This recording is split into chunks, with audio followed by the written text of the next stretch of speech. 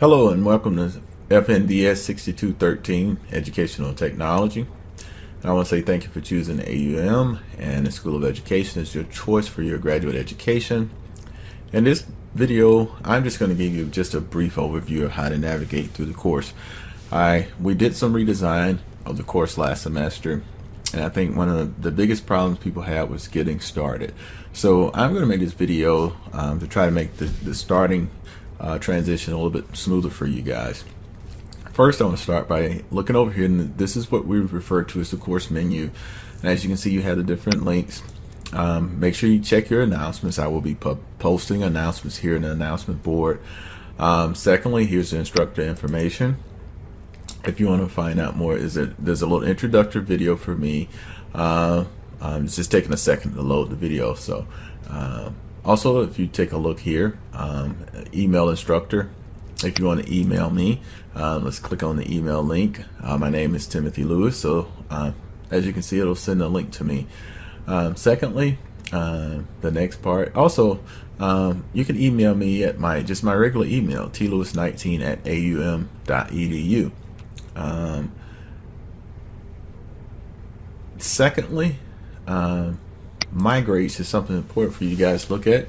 As I give you feedback, and as you can see right here, I can't show you the migrates view because I'm an instructor, but definitely click on the migrates section so that you can go back and click on it and see your grade as well as the comments that I provide for you for each assignment, because you will be submitting your assignments through the assignment links here on Blackboard. For example, here is the assignment link, and as you can see, you have a syllable quiz coming up, and also you have your cool to date, and as you can see, the submission date is here.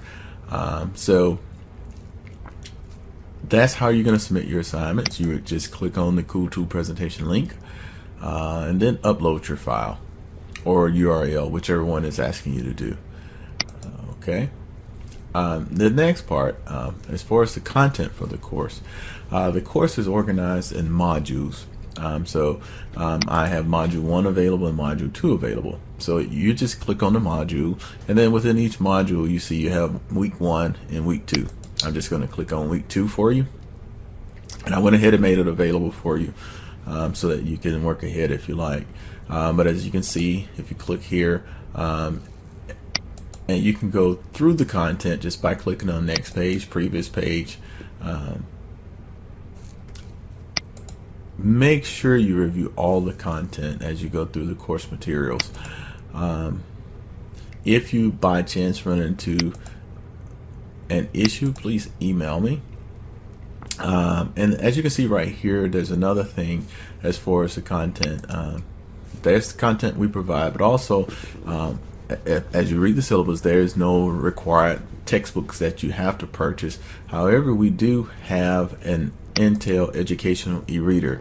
We're using the materials from Intel, and as you can see, it corresponds with our module 1. So for module 1, you're going to be expected to read within the Intel e-reader, and at the same time, there's also a project-based learning interactive program. This is where you're going to get your other content. So if you click on that link, it takes you to the Intel training modules. It's still the same thing, same content, same focus. I'm just going to take you and bypass the intro part so that you can see what it looks like. And it's going to take you to the same menu every time. So I'm going to turn this sound off, and as you can see right here, to navigate through the Intel course, you just click on the menu and it brings up the different modules in the section that you're going to be working on. For example, when you're gonna have to create a newsletter based on project-based learning, and here's where you're going to get all the information from.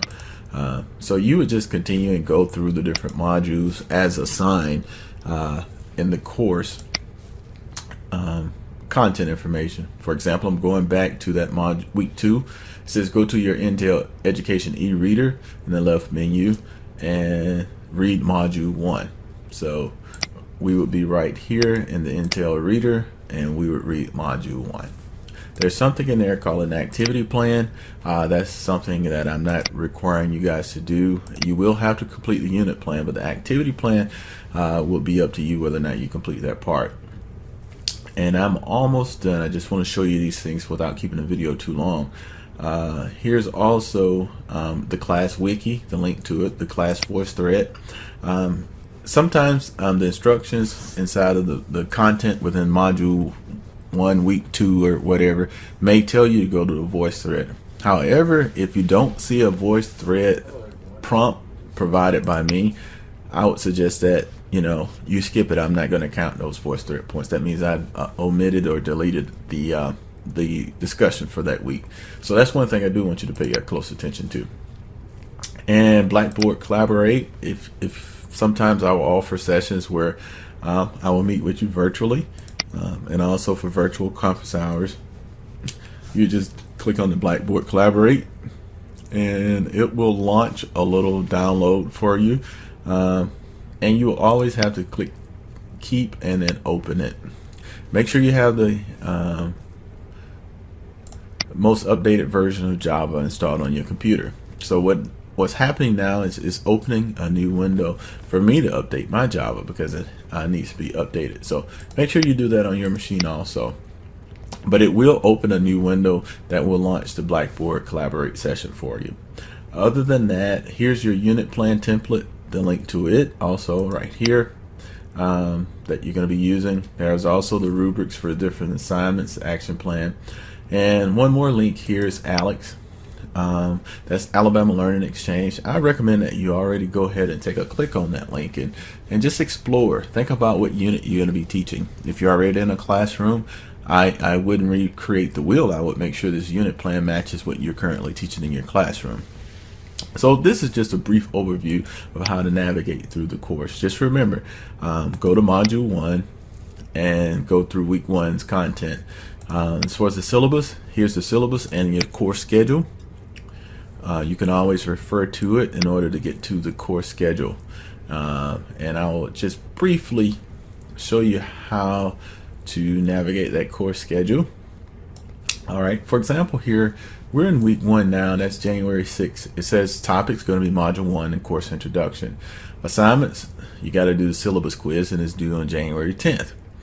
Also, there's something called a unit plan that you'll be working on, and I just showed you the link over in the left course menu. You would download that unit plan, save it, and update it as you go throughout the semester. The next part is the live text portfolio. If you take your live text portfolio, you're going to be updating it as you go through the semester. And it says in week 1, it says create and modify your portfolio. Week 2, you're going to be adding your publication, your graded publication assignment, and your blog or URL to the artifact section. So let's take a look at week 4, January 27. We have formative and summative assessment. That's a part of module 2.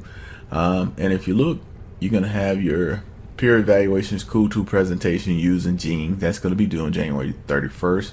Unit plan check will be January 29th, and blog post 2 will be January 31st. So as you can see, the assignment due dates are there, provided within the course menu.